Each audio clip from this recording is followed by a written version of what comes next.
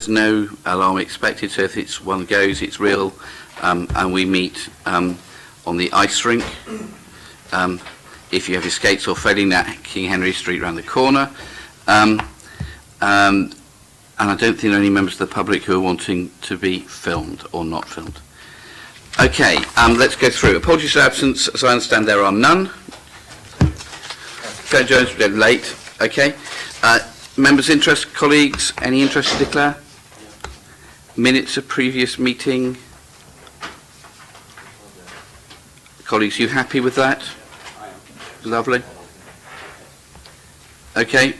Item 4 then, gender pay gap. John, welcome. Oh, actually, no, more importantly, we have to go around and introduce ourselves. Sorry. Darren, do you want to start? Don't know why you're picking on me first rather than Luke. Well, and you're the end of the line. Okay. Hello. Yeah, I'm Darren Sanders. I'm a councillor for the Baffins ward.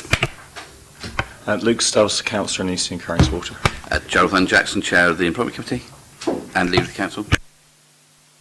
David Penrose, Democratic Services Officer. Stuart Hagland, the same. Peter Bell, Deputy City Solicitor. David Williams, Chief Executive. John Bell, Director of HR Legal and Performance. Helen Kane, Assistant Director of HR. Okay, nice to see everybody. Okay, item 4, gender pay gap. John. Okay, thank you, Chairman. This is the second report that members have had on gender pay gap, because obviously it's a new requirement that came in last year. So we published our gender pay gap by 31st of March last year. So this report effectively relates to what we have to publish by the end of this financial year. The headline is that the council's gender pay gap has come down. Last year it was 11 and a bit percent. Now it's 9 and a bit percent, which is obviously good news. I think, nationally, obviously, the gender pay gap exists, and the council's sort of position is significantly better than that, and we're also positioned reasonably favourably across the wider sector. You'll see from section 3.5 of the report, we're actually required to publish the gender pay gap across a whole range of different aspects, if you like. I would suggest to members that a number of those are kind of red herrings. So, for example, we're required to publish our bonus pay gap, where the council doesn't pay bonuses, but because the definition is quite broad, that includes things like honorarium payments for exceptional performance, which we do have, and they fall within that category, but statistically that's not really a huge issue, and I think I would very much channel members' attention towards the headline figure, which is obviously the mean gender pay gap.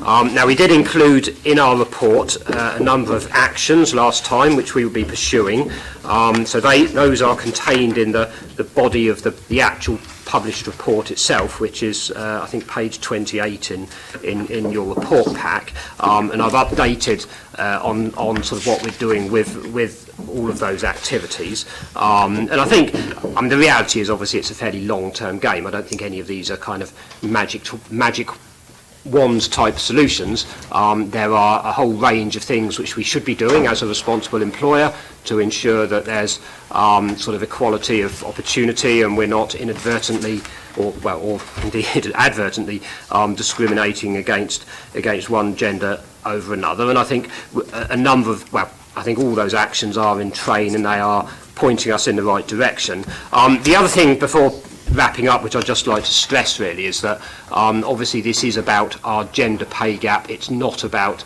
equal pay, and I think when I presented this last time, I was very, very clear with members that there is no evidence that we actually are paying men and women differently for doing the same job roles or like work. We have very robust systems and procedures in place to make sure that we're not doing that. So we have a high level of confidence that if people are doing the same jobs or they're doing equivalent work, they are being paid fairly regardless of whether they're men or women. This is about our gender pay gap, which is essentially as a result of the fact that 75% of our staff are women, and obviously a large number of those are in fairly low-paid jobs, which is why that gap exists. And that doesn't mean to say we can be complacent. There are clearly things that we can and should be doing to address that over time, but this isn't an issue about sort of inequality of pay for individual job roles. Thank you. Okay, colleagues, since John started to speak, we've been joined by two more councillors who are members of the committee. Just to check, Councillor Mason, have you any interest to declare? Councillor Chowdhury, any interest? No, thank you both. Welcome. Councillor Sanders. Thank you, Chairman. Just a few things. Firstly, I'm conscious it's 5 blokes discussing a gender pay gap, so which may not help as much as we go forwards. But it feels to me from reading the report, John, that essentially the controllables have come down significantly. So things like bonuses or whatever counts as bonuses has come down significantly. And that's actually contributed quite a lot to the welcome reduction in the gender pay gap. 2 points which I wanted to raise, one of which I could frankly raise at any time, but I think it's useful to raise it now. The other one of which is, it'd be grateful for your thoughts on the longer term stuff that we need to do, whether any further structural issues that we need to look at in terms of reducing the pay gap. I realise you're talking about 75% of the staff being female and the concentration in low paid jobs and the issues around that which occur in the public sector. The second one is one I could frankly raise at any time, which is the discussion around the living wage, which you mentioned here. Clearly, since the last committee, the Living Wage Foundation has given updated instructions on what its wages are. We as an administration are committed, and the committee as a whole is committed to the living wage. And I think I can't speak for colleagues, but I would be very grateful for an update, ideally in writing at some stage, on what we plan to do to uprate it. And that would include 2 things to my mind. Firstly, the upcoming local government pay award and what that does. And secondly, what steps can be taken to ensure that we continue to be a living wage employer, ideally, from the date of the Living Wage Foundation upgrade. So the longer term stuff and the stuff around the living wage, the latter of which I think is more for noting and minuting rather than action in this report. If that's okay, Chair. Yeah. John? Okay, well, Pat, I mean, certainly I'm more than happy to give you a detailed response in writing on the second point. But, I mean, the headline to that really is, yes, I mean, you're right, that the Council is committed to paying the living wage as defined by the Living Wage Foundation. That was announced fairly recently at a new level, which was £9 an hour, I believe. Exactly. So, obviously, the Council's commitment to pay the living wage will extend, so it will include that, and that was our sort of our intention to up our rate of the living wage. The local government pay settlement this year has been, I sort of hold back from saying it was generous, but it was more generous than we've had in previous years, and was quite heavily weighted towards those at the lower end of the pay scale, to the extent that actually when we implement that for April 2019, basically all of our staff will be above that level anyway. So, and that's been a very deliberate policy shift nationally. I mean, I'm on a steering group at the LGA to around sort of reviewing the pay spine, and that was a very conscious decision that was made to ensure that there was specifically a bit of headroom between the bottom end of the scale and the national living wage, but in incorporating that headroom, it's actually made it pretty consistent with the foundation living wage as well, which is obviously a good thing. In answer to your first point about the sort of longer term issues on the gender pay gap, I think it's I mean, yes, you're absolutely right. If the makeup of our workforce is essentially that 3/4 of it is female, and obviously the nature of our job profile is that an awful lot of our jobs are quite low paid, and a lot of those jobs are occupied by women, and I think there are some reasons around that, which are just statistical, but of course a lot of these issues are also fairly societal, and if you think about the nature of some of those job roles, we're talking about things like lunchtime supervisors in schools, we're talking about people working in care homes, a lot of those roles are part-time, and I think where we are in society, there is still a tendency for those jobs to be performed predominantly by women, and I'm not saying that's a good thing, but obviously Portsmouth City Council is sort of is dealing with the same issues with its workforce that any other large organisation is. And I think there is, there are certainly wider political issues about how those sorts of things can be addressed. I think what we can do as an employer is to make sure that we're not sort of reinforcing any sort of stereotypes that encourage that situation to persist, and that we make sure we're giving plenty of opportunity for everyone, regardless of their gender and indeed their race, religion, and any other sort of factors that might wrongly come into the equation. Thank you very much, John. Can we have a paper back to this committee about living wage for our next meeting, please? Okay, Luke. Yeah, in last year's report, because I insisted on it, there was a section about breakdown by age, which showed entirely predictably that amongst workers in their 20s, women were paid more. Why is this not in this version of the report? And why is there nothing, therefore, in the recommendations about how men in their 20s are, if you're going to take this politically correct equal outcomes line, which I appreciate what you said, but that is where the government is coming from on this. Where is your action plan to do something about that? Well, I mean, the report is there to comply with our legal obligation to publish a gender pay gap, and we've obviously framed the report in such a way to meet that. Yes, I'm aware, Councillor Stubbs, certainly last year you did ask for information containing an age breakdown. I mean, I didn't carry that forward into this version of the report, and more than happy to do so if that is members' wish prior to 31st of March. But the report, as it stands, is obviously what we need to do in order to meet our legal requirement around gender. I think Luke has a good point, actually, in which case it would be sensible to come back with a report that reflects what was in last year's report, so we're able to compare apples with apples as opposed to apples with pears. Just look at, and clearly the thing that changes, clearly things do change, because by the time people are older, then that situation has reversed. But I think, Luke, would it be sensible if we asked for this report to come back with those sections added? That might be of interest. I mean, my guess last year, but I don't know because I just don't have the information, is that may have reflected recruitment into schools, and bearing in mind the schools as opposed to academies are largely in the primary sector, but I don't actually know that. That's just speculation. No. Okay. Darren?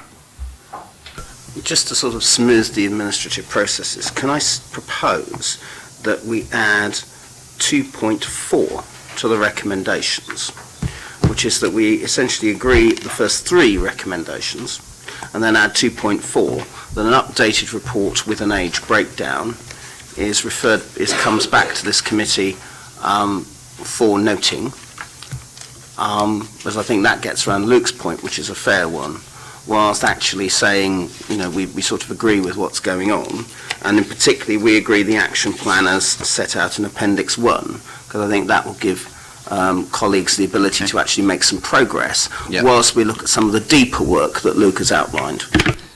Okay, happy with that, folks? Yeah, okay. On that basis, can we say yes? Thank you very much indeed. Okay, next one is the pay policy. John, I'm presuming this is you again? I'm afraid so, Chairman. I think members would have seen this so many times over the years that I probably don't need to go into it in any detail. Once again, it's a statutory requirement. We're required to publish it under the government's transparency rules.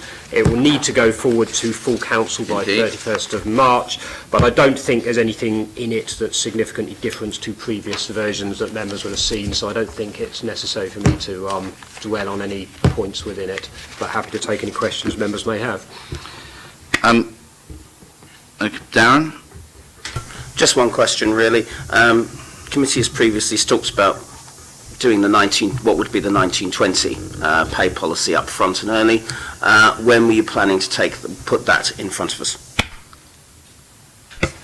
The report by its nature is retrospective, so it's the pay policy that was in application for the financial year that's finished. So effectively, I don't think I could do that until after we get past the 1st of April 2019. Okay, I have a question on page 43. In paragraph 3, pay the foundation living wage. I presume really that means the living wage as set by the Living Wage Foundation. Yes, that's Could the same we thing. make sure that that is clear, because there's been different names being run around in this authority for some time, so could we just make sure that that is the living wage, even as set by the Independent Living Wage Foundation? Yes, I can certainly amend the wording to Okay. that. Yep. Colleagues, are you happy with that, folks? Okay, thanks much indeed. Quarterly sickness report, which is on page 47. Okay, John again. Okay. I mean, once again, members will be very familiar with the format and broad content of this report. I mean, you'll have seen that sickness has unfortunately crept up a little bit over the last period, which is obviously not good news. I think for some time now we've been in a position where we've sort of bobbled around that sort of level of absence, and it's gone down a bit, sometimes up a little bit in others. I think there are two directorates in particular where I think the members may be particularly concerned. One of those is the port, and I think I've mentioned previously that there are a relatively small number of quite significant absences in that area, or at least there have been, and because of the relatively low number of staff, that sort of statistically is quite significant. I mean, I can tell you of the 9 absences that were causing us particular concern, 4 of those people are now back at work, 2 have left the council's employment, and 3 are still very actively being managed. Members may be aware that because of the nature of the sort of the reporting process, effectively it's a rolling 12-month period.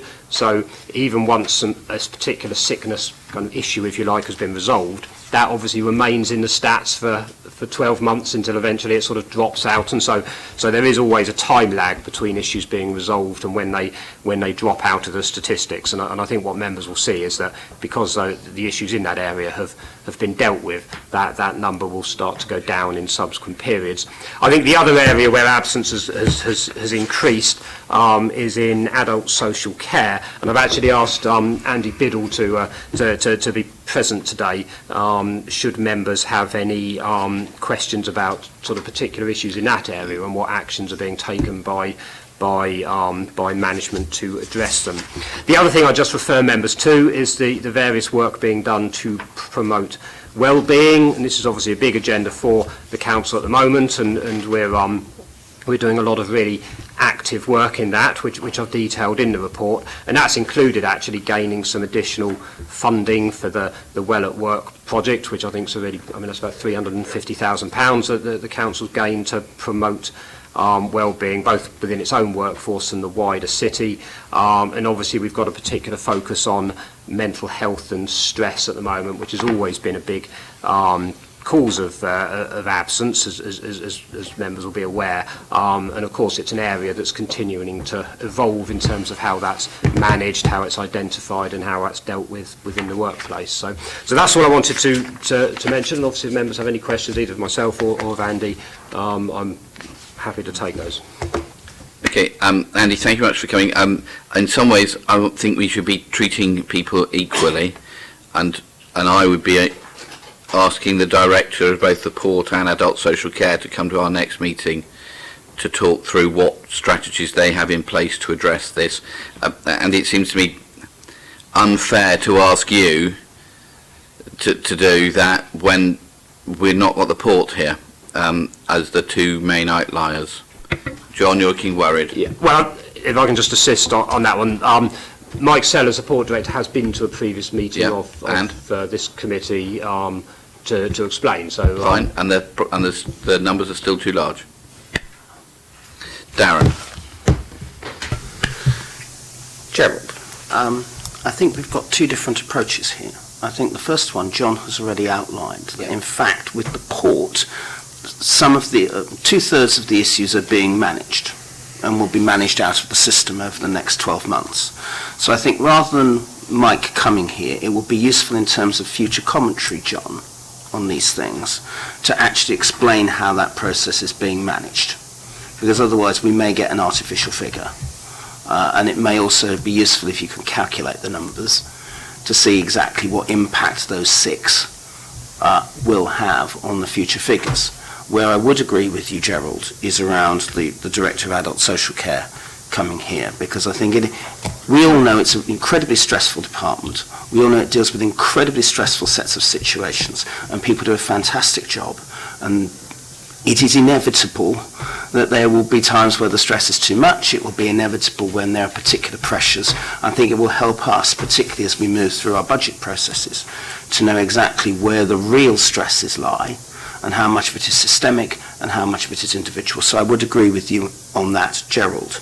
I would also suggest, Gerald, that we note the progress of the well-being activities, particularly things like the Well at Work project, which is looking for people with mental health and musculoskeletal issues, which may or may not be linked to departments like adult social care, and in particular the lunchtime walking session, which seems to have gone down a treat, which is a lovely tool of the city centre, I understand, and may actually be of some use. But I think it is. I think those things are welcome. But I would distinguish the two, Gerald, in that I think the port is in the process of being managed, but adult social care we really do need to drill down in more detail.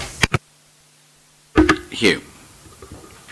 I'd like to drill down a little on your knowledge of Portsmouth International Port.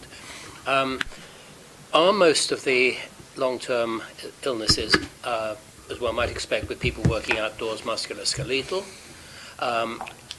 And are any of these related to accidents which might be a safety concern as well as a sickness concern? I'm certainly not aware that the latter applies in any cases. I think it's certainly fair to say that the working environment at the port does sort of put its own stresses and strains on the people working there, and certainly these staff, yeah, I mean they are, the majority of them are sort of outside staff, kind of pulling ropes and doing such things that you would do in the port. So, and certainly their absences in some respects are linked to that. I know there are at least a couple of absences which are more linked to mental health type concerns as well. So there are a range down there. Okay. Luke? Thank you. Certainly following on from Darren's point about lunchtime walks and so forth, I do think it's ironic that public health has an above average level of sickness. I've got a few points here. Firstly, this one probably towards Andy, maybe towards John, just about occupational health and your view on how that's working out and whether there's anything further we can do to get people back to work quicker, or if necessary to manage people out. Andy? Thank you. I think with occupational health, I think what we've started to do in adult social care is to consider the period of absence that we're expecting from somebody and take advice both from occupational health and from people in that particular workplace as to how we can reassign duties, albeit temporarily, to bring people back to work earlier than their term of sickness. So considering issues such as lighter duties or doing slightly different duties, we do that in our residential units. So somebody may not be able to provide that level of physical personal care, but they could answer the phone, they could do reception duties and therefore be fulfilling a useful purpose at work. We may have people who aren't able to drive into work, and if we consider bringing them back to work at an earlier stage is beneficial, we may make arrangements for transport to bring them in. And so it's on that individual basis we would use Oc Health and our own sort of expertise. Do you think there's any scope for taking that further, just because we've got not great numbers here? I mean, is there any scope for is enough being done?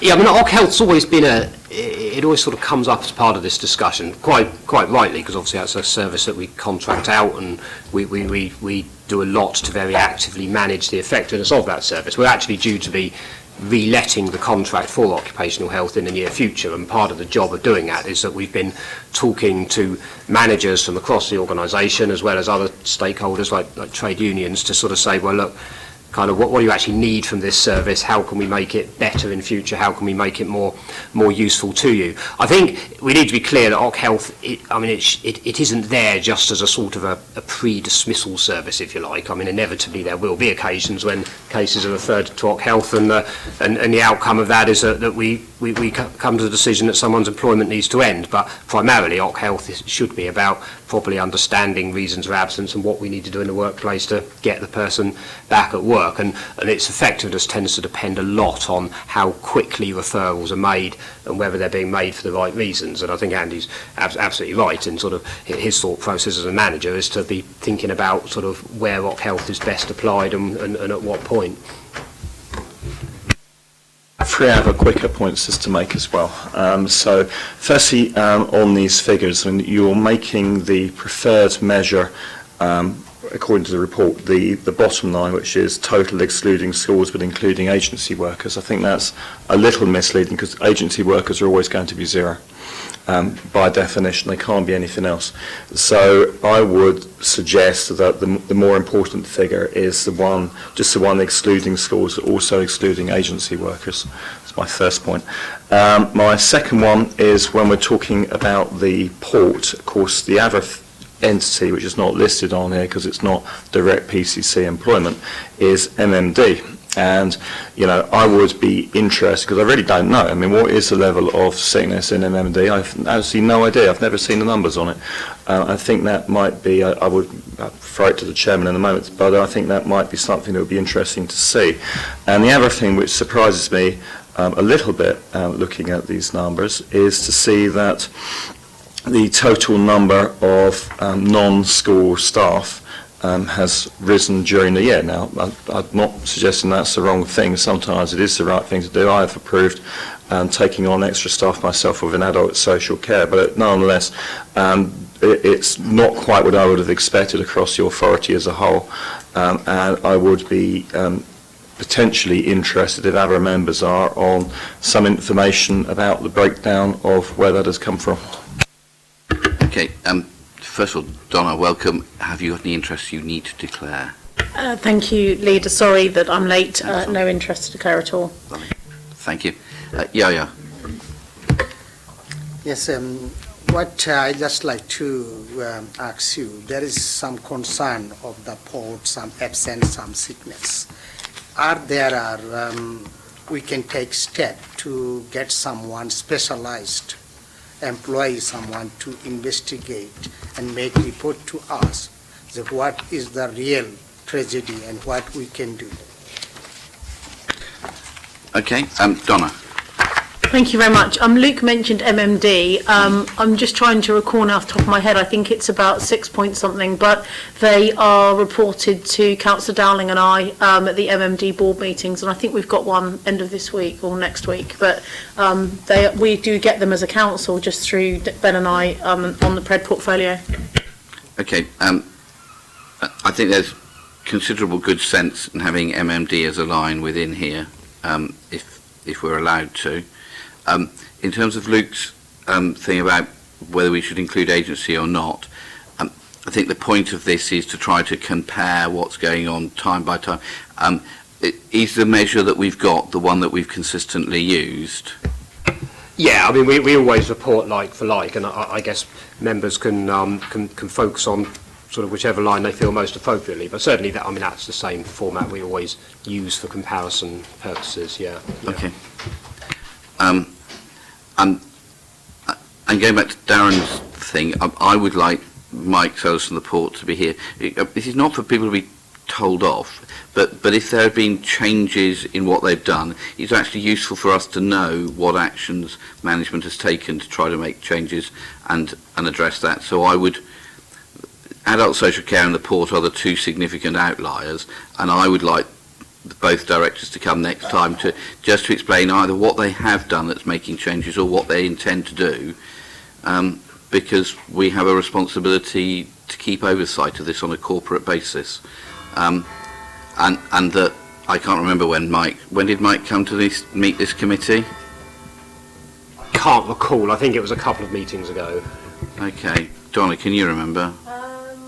Summer, June, maybe. Yeah, we had an employment committee in September, and I think the one before that was June. So might have been the June one. If not, it would have been. I think they had one just before Purdus, so it would have been March. Yeah, because I can't remember him being here when I've been chairing him. No, but obviously there's been so much that has improved, as you're probably aware, Gerald, both at MMD and the port, and I think that they have had to change cultures, working times at MMD, they've had to go through a consultation with the unions, which actually went very well and was very supported actually by the unions for the weekend working shifts to change.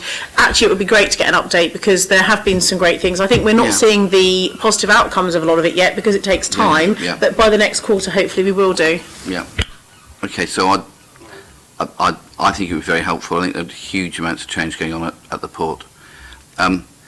So, Luke, I quite like, the point of this seems to be that we just need to compare apples with apples as opposed to apples with pears. Is it all right if we keep with the same one that we have been using so that we can see? Or do you want or should it's your report when it comes down to it, that's it. I don't mind. Okay, fine. Are you happy with that? So just keep the recording as it was, but ask people to come back from both the port, and hopefully they can answer Yo-Yo's question as well, and Ines to come and talk to us about what's going on in their areas at the next meeting. Thank you. Okay, I think we now. Item 7 is moving into confidential business on the basis that we're talking about individuals. So I'm very sorry, Fiona, we're going to throw you out. So can I propose we move into confidential session because we will be talking about individuals? Okay. Okay, thanks, John. Sorry? Just switch the system off.